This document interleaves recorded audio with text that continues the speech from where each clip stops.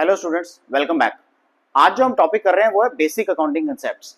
अब हमें अकाउंटिंग करनी तो आती है, लेकिन कई बार हम कंफ्यूज हो जाते हैं बेसिक कंसेप्ट्स को लेके। For example, business entity concept क्या होता है, ऑब्जेक्टिविटी क्लॉज क्या है, राइट, मटेरियलिटी प्रिंसिपल क्या होता है। Then we often get confuse कि मनी से रिलेटेड ही चीजें सिर्फ अकाउंटिंग में करनी है या कुछ क्वालिटेटिव एस्पेक्ट्स भी करने हैं, right. Realisation concept, accrual concept, ये सब कंसेप्ट्स को आज हम अंडरस्टैंड करेंगे। सो ये बहुत ही इंपॉर्टेंट टॉपिक होने वाला है, आप इसको ध्यान से देखना शुरू करो। Business accounting concept. So accounting concept primarily है क्या? ये फंडामेंटल आइडियाज या बेसिक अजम्पशंस हैं जिसके बगैर बिजनेस नहीं हो सकती। जिसके बगैर बिजनेस नहीं हो सकती तो अकाउंटिंग भी नहीं हो सकती। Underlying the theory and practice of financial accounting which are developed by the accounting professionals. Accounting professional ने ये सब develop किया है। It is observed that various terms such as principles, conventions, modifying principles, assumptions, सब हम interchangeably use करते हैं, लेकिन इन सबको हम बोलते क्या है? Business accounting concepts. ये हमारे बिजनेस अकाउंटिंग कंसेप्ट्स हैं, right. First, business entity concept. Business entity, so हर एक business unit is a separate legal identity, right? So this concept assumes that the entity of business is different from its owners. जो उसके मालिक हैं उससे जो business है वो different है, तभी हम कहते हैं separation of ownership and management. So business entity concept कहता क्या है? Accounting purposes the business is treated as unit और entity separate from the person जो उसको कंट्रोल करते हैं। So simply stating, shareholders, which are the owners, are different from the managers who manages the business.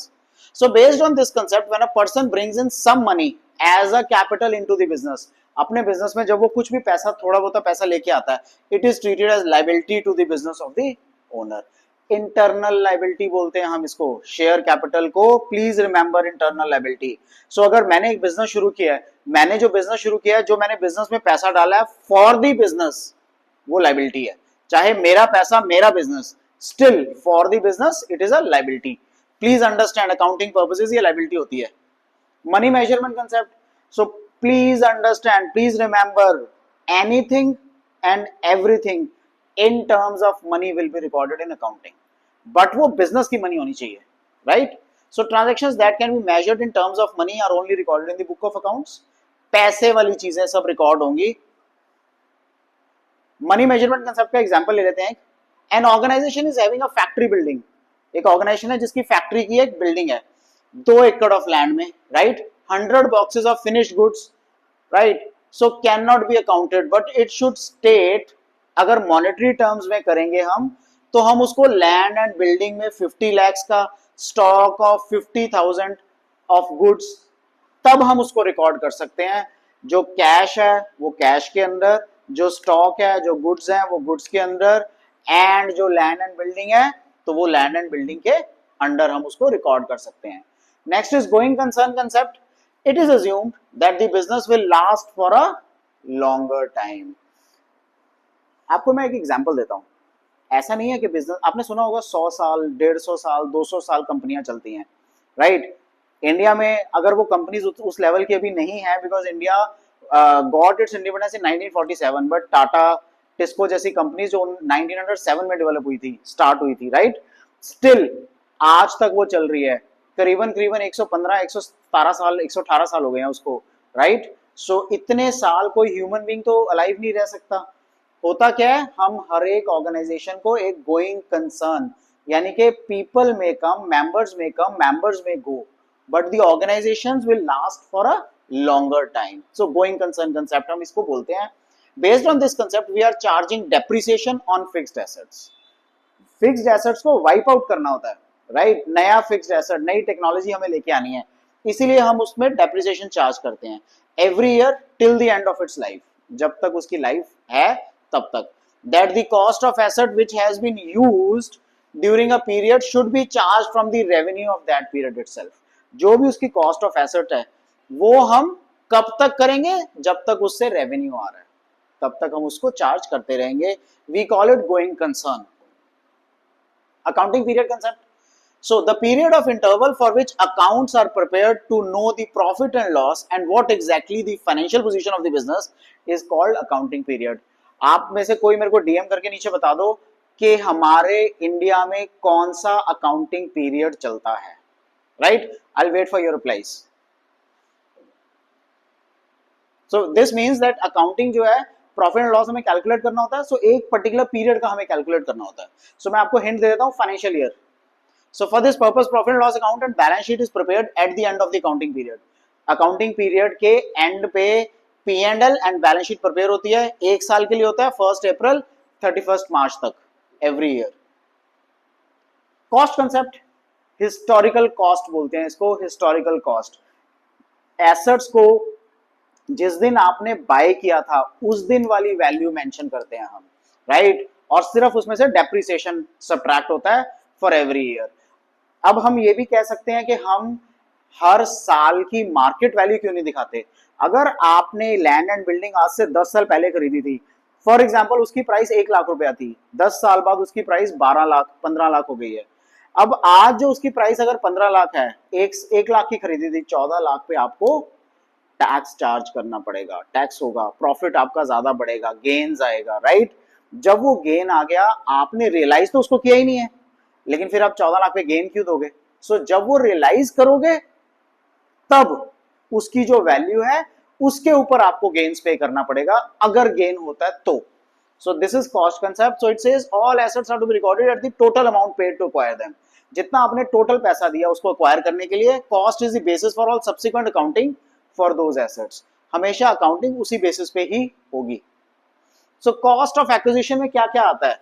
It includes the cost of purchase of assets, the expenses incurred in bringing them to the location and the installation expenses. बहुत बड़ी machinery है, उसको लेके आना, ठीक है? You used a lot of labor, number of laborers, so उन सब की cost plus other installation charges, वो सब cost of machinery का part होगा, right?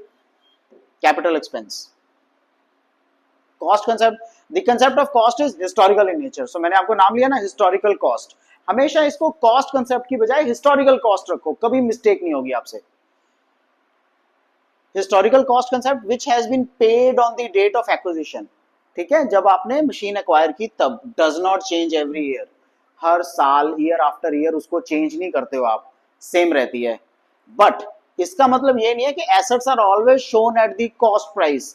It will be reduced by the decreases in the value, जिसको हम डेप्रिसिएशन कहते हैं. सो यूजेस, जितना उसको यूज करोगे उतनी उसकी वैल्यू माइनस होती जाएगी. In other words, the current market value of those assets will not be recorded in the books.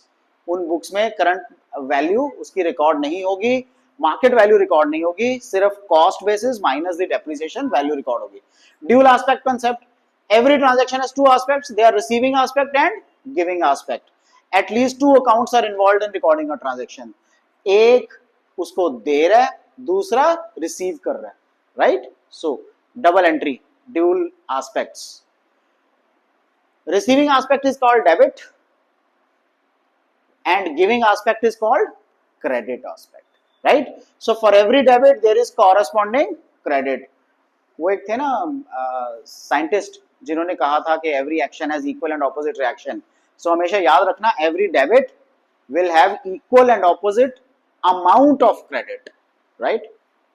The system of recording transactions with dual aspect concepts is called double entry system of accounting. इसीलिए हम इसको double entry system, dual aspect means double entry system of accounting कहते हैं.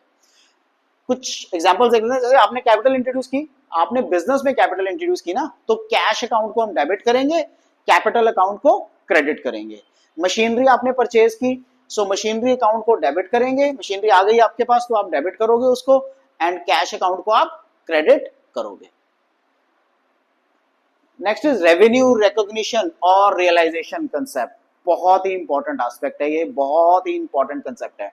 इसको real life में, actual life में समझना भी इंपॉर्टेंट है आपके लिए, फ्यूचर में बहुत काम आएगा आपके. So revenue is the amount जो एक बिजनेस अर्न करता है through the sale of goods by providing the services, right?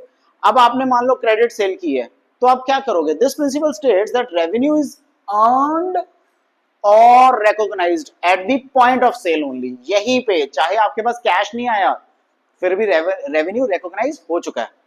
when the title of good passes from seller to the buyer. so जब आपने चीज खरीद ली, आपका टाइटल एक्सचेंज हो गया ना, टाइटल जैसे ही एक्सचेंज हुआ रेवेन्यू रिकॉग्निशन कंसेप्ट एक्टिव हो गया. In case of an income it is recognised on time basis पे ये रिकॉग्नाइज करते हैं हम. So rent for the month of March 2017, even if received in April 2017, will be taken into the profit and loss account of the financial year ending 31st March 2017. अच्छी तरह understand कर लो. And not in the financial year April 2017. मैं आपको simple term से बता देता हूं. मार्च 31 से पहले आपको एक रेंट रिसीव होना था 10,000 रुपीज का. आपको मार्च 31 तक वो रेंट रिसीव नहीं हुआ. अप्रैल 1 को वो रेंट रिसीव हुआ. अप्रैल 1 becomes the next financial year. लेकिन रेवेन्यू रिकॉग्निशन कंसेप्ट क्या कहता है? 31 मार्च को आप रिकॉर्ड करोगे वेदर रिसीव्ड और नॉट. आपको रिकॉर्ड 31 मार्च को ही करना है. राइट? एक्सेप्शंस क्या है रेवेन्यू रिकॉग्निशन कंसेप्ट की? अगर हायर परचेज और सेल है, the ownership passes to the buyer कब? only when the last installment is paid. So transaction exchange, ownership exchange, title exchange तो तभी होगा ना जब last installment आप pay कर दोगे. In this case, sales are presumed or supposed to have been made to the extent of installments due, whether paid or not. ये basically hire purchase का मतलब आप ये समझो कि लोन ले रहे हो, right? So जितना amount pay कर दिया उतने तक हम मान लेते हैं कि exchange हो चुका है. In case of contract accounts, for example, government contracts, the full contract price will be received on the completion, but profit is calculated on the basis of work certified. Government, आपने एक सड़क बनानी है, एक road बनाने में 3 साल 4 साल लग जाते हैं. आपको बड़ी रोड की बात कर रहा हूं.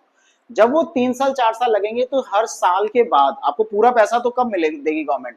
4 साल के बाद फॉर एग्जाम्पल. तो आपको वर्क सर्टिफाइड का सर्टिफिकेट मिलेगा. वो सर्टिफिकेट के बेस पे आप अपनी अकाउंटिंग करोगे. Right? This is revenue recognition concept. Next is matching concept. Matching, expenses को रेवेन्यू से मैच करना. So it states that expenses incurred, जो भी आपने खर्चा किया इन एन अकाउंटिंग पीरियड, किसी भी एक अकाउंटिंग पीरियड में, should be match with the revenues during that period. जो भी उस टाइम पे रेवेन्यू आने वाला है आपके पास, उससे आप मैच करोगे. राइट? सो प्रॉफिट कैसे आएगा? जो इनकम है revenue minus expenses. And expenses recognized not when cash is paid, जब आप कैश पे करते हो तब नहीं, but when an asset or service has been used to generate that revenue. Example लेते हैं. Expenses such as salaries, rent, insurance, they are recognized on the basis of period to which they relate and not when these are paid. जिस period से आप relate करते हो ये उस period में रिकॉग्नाइज होती हैं. Similarly cost like depreciation of fixed assets are divided over the period during which the asset is used. Simply stating. Right? So जैसे डेप्रिसिएशन है फिक्स्ड एसेट्स के ऊपर, उनको हम डिवाइड कैसे करते हैं? ओवर द पीरियड्स जिसमें एसेट यूज होता है. एक सिंपल एग्जांपल ले लेते हैं. एग्जांपल क्या है डेप्रिसिएशन की? आपने एक मशीनरी बाय की है, आपने 10 साल डेप्रिसिएशन उसको टोटल डेप्रिसिएशन में राइट ऑफ करना है. 10 साल का डेप्रिसिएशन मतलब डिवाइडेड बाय 10 कर दोगे, that will be the value of your depreciation for 1 year. So matching concept क्या कहता है?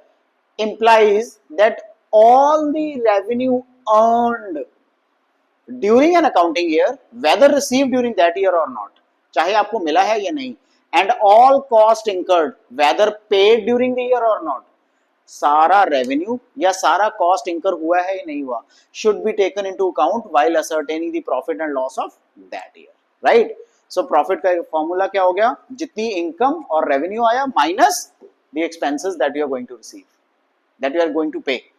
So while ascertaining the profit or loss of an accounting year, we should not take the cost of all the goods produced. जितना produce किया सारी cost नहीं लेनी, या purchase during that period, but consider only the cost of goods that have been sold during that year. For this purpose the cost of unsold goods, closing stock बोलते हैं हम, should be deducted from the cost of goods produced. Right? So cost of goods sold trading account debit side इसीलिए हम लेते हैं. Right? Credit side में क्या आता है? Sales and closing stock. Closing stock की कॉस्ट नहीं हम लेते, जो सेल्स की है उसकी कॉस्ट आती है trading account debit side. Produced और परचेज, राइट? फुल डिस्क्लोजर, सी अकाउंटिंग का बेसिक प्रिंसिपल, बेसिक कंसेप्ट ही है, जो इंफॉर्मेशन आपके पास आपको डिस्क्लोज करना है, तभी तो ऑडिट होते हैं, अकाउंट सीएस ऑडिट करते हैं। Accounting statements must be prepared honestly and should contain, क्या होना चाहिए उसमें, all relevant material information and their accompanying footnotes, जितनी भी इंफॉर्मेशन आपको लगता है जरूरी है और उनके जो फुटनोट्स हैं regarding the financial position of the business, आपके बिजनेस की जो भी फाइनेंशियल पोजीशन है उसको लेके ये वहां डिस्क्लोज करना इंपॉर्टेंट है, जरूरी है, right? So for example, loss due to accident of an employee in a particular year, किसी भी एक साल में अगर किसी एम्प्लॉय का एक्सीडेंट से लॉस होता है, may be disclose through the footnotes में, आप शो करो उसको। Method of valuation of inventory, जैसे आपने फीफो मेथड यूज किया, first in first out, last in first out, ये सब आपको डिस्क्लोज करना पड़ेगा। दिस इज टू एनेबल, क्यों, the users to make correct assessment. So आपको सही करेक्ट असेसमेंट करने के लिए about the profitability and financial soundness of the enterprise, तभी आपको पता लगेगा आपका बिजनेस प्रॉफिटेबल है या फाइनेंशियली साउंड है, ताकि आप एप्रोप्रिएट डिसीजंस ले पाओ, right? So full disclosure concept. Consistency, एक बार जो कमिटमेंट कर ली फिर किसी की नहीं सुननी, कंसिस्टेंसी, राइट? आपने डेप्रिसिएशन का मेथड चूज किया, स्ट्रेट लाइन मेथड, बार बार चेंज नहीं करना उसको, एक ही मेथड चूज किया उसी पे स्टिक रहो। ऐसा नहीं है कि वो मेथड चेंज नहीं होगा, आप कर सकते हो, एक आध दो बार चेंज कर लो, बट ऐसा नहीं है कि हर साल नया मेथड। सो कंसिस्टेंसी मींस कॉन्टिन्यूटी और स्टेडीनेस, कॉन्टिन्यूटी चाहिए हमें, फर्स्ट इन फर्स्ट आउट ये यूज किया ना तो यही कंटिन्यू करो। So the accounting information provided by the financial statements would be useful only कब, when it allows comparison over a period of time as well as with the working of other enterprises. So consistency concept कहता क्या है, this can be possible only when accounting policies and practices followed are uniform, एक ही तरह की होती हैं and consistent होती हैं। It means once an accounting method is adopted, it should not be changed from one accounting period to another accounting period. So अगर आपको change adopt करना ही है, the business enterprise is required to record the fact as a footnote, right, and to show the impact of such change on the financial affairs. एक method से दूसरा method आपने adopt किया, आपको दिखाना पड़ेगा, वो फुटनोट में दिखाओ, ठीक है? For example, method of valuation of inventory, FIFO, LIFO, HIFO and such other methods, method of charging depreciation, etc. Conservatism concept, conserve, बचा के रखना, right? So the principle is also called prudence, which states that anticipated profits are not to be considered but only possible losses while recording the business transactions. आपको जो लगता है profit होने वाला है, हुआ नहीं, होने वाला है, उसको कंसिडर नहीं करोगे, but possible losses while recording the business transactions, जितने पॉसिबल लॉसेस आपको लगते हैं उनको आप रिकॉर्ड जरूर करोगे। So cost price, market price, this is the policy of playing safe. एक एग्जांपल एक्सप्लेन करते हैं। Inventory is valued at cost और मार्केट प्राइस, जो भी हमारा स्टॉक है वो हम कॉस्ट प्राइस या मार्केट प्राइस पे वैल्यू करते हैं। whichever is lower, please understand, whichever is lower, creating provision for doubtful debts and discount on debtors, ठीक है? we'll understand them in the due course कि provision for doubtful debts, discount on debtors क्या होता है। doubtful debts का मतलब है वो पैसा जो आपको, क्रेडिट सेल तो आपने कर दिया लेकिन आपको उम्मीद है कि वो पैसा नहीं आएगा, that is doubtful, so आप प्रोवाइड करके रखते हो पहले से। materiality concept, जो चीजें आपके बिजनेस के लिए इंपॉर्टेंट है वही रिकॉर्ड करो, फालतू चीजें रिकॉर्ड थोड़ी करनी है अकाउंटिंग में। It implies the disclosing of items of financial statements in the accordance with the relative importance, जिस चीज की आपके बिजनेस को इंपॉर्टेंस है वो रिकॉर्ड करो, right? Certain items are materially relevant while others are not, कुछ चीजें, कुछ ट्रांजैक्शंस मटेरियलिटी इंपॉर्टेंट होती हैं, अदरवाइज बाकी ट्रांजैक्शंस मटेरियली इंपॉर्टेंट नहीं होती, तो आप उनको रिकॉर्ड नहीं करो जो नहीं है, लेकिन जो इंपॉर्टेंट है they must be recorded. So an item of fact is considered to be material if it influences the decision making. आपके डिसीजन को जो चीज इंपैक्ट करेगी वो तो आपके लिए मटेरियल है ना. According to this principle, insignificant and immaterial facts, insignificant जो जरूरी नहीं है, एंड इमटेरियल फैक्ट्स वो फैक्ट्स जो मटेरियल नहीं है, need not be disclosed in detail. आपको उसके बारे में बताने की जरूरत नहीं है in detail. Stock of pens, pencils, paper, scales, they are not shown as assets, right? But it is treated as an expense, whether consumed or not. कितनी पेंसिल्स होंगी आपके ऑफिस में? अगर आपका स्टाफ 10 लोगों का है, हर एक ने मैक्सिमम 2 पेंसिल्स रखी होंगी, 20 नहीं बताना कि वो एसेट है आपका, राइट? एक्सपेंस ट्रीट करो उसको. जो चीज मेटीरियली इंपॉर्टेंट है सिर्फ उसी को एसेट डिक्लेयर करो. जो फाइनेंशियली इंपॉर्टेंट है, पैसा जिसमें ज्यादा खर्चा होता है, that is an asset. Objectivity concept. अब ये कंसेप्ट क्या कहता है? वो कहता है this principle states that the accounting data provided in the book of accounts should be verifiable and dependable. Example देता हूं मैं आपको. मैं किसी पार्टनर से मिलने गया. अब पार्टनर से जब मैं मिलने गया तो मेरा टू एंड फ्रो आना जाने का खर्चा हुआ. वहां पे मैंने उसके साथ लंच किया, उसको पूरी मीटिंग ब्रीफ की, कुछ मेरे उस प्रेजेंटेशन को बनाने का कुछ खर्चा हुआ, प्रिंट आउट्स ये वो, राइट? ये सब खर्चों का मेरे पास प्रूफ होना चाहिए. यानी कि आई मस्ट बी वेरीफिएबल. अगर मैं वेरीफिएबल हूं देन अकाउंटिंग चलेगी. ठीक है, वेरीफिएबल और डिपेंडेबल होना जरूरी है. सो पेमेंट वाउचर एक ऐसा वाउचर है कि हाँ आपने ये खर्चा किया है और ये प्रूफ है, दैट इज इंपॉर्टेंट. ऑब्जेक्टिविटी इसी को बोलते हैं. So sorry, yes, the figure shown in the financial statements should have supportive evidence. Evidence होना चाहिए. मैंने अभी आपको बताया वेरीफिएबल होना चाहिए, जैसे bills, vouchers etcetera, that constitute the source document. Source documents का पार्ट होते हैं वो. Financial information should be neutral and free from bias. जो भी आपकी फाइनेंशियल इंफॉर्मेशन है वो न्यूट्रल होगी, फ्री फ्रॉम एनी बायस. ऐसा नहीं है कि मैंने अपने अकाउंटेंट को बोला कि यार मेरा 1000 रुपए का खर्चा हो गया, इसको रिकॉर्ड कर दे अकाउंटिंग में. नो, अकाउंटेंट ये बोलेगा कि सर प्रूफ, वाउचर लाओ मेरे को, बिल लाके दो, इनवॉइस लाके दो. ठीक है, that is objectivity concept, right? That's all on the part of the concepts, right, for the business, for the accounting.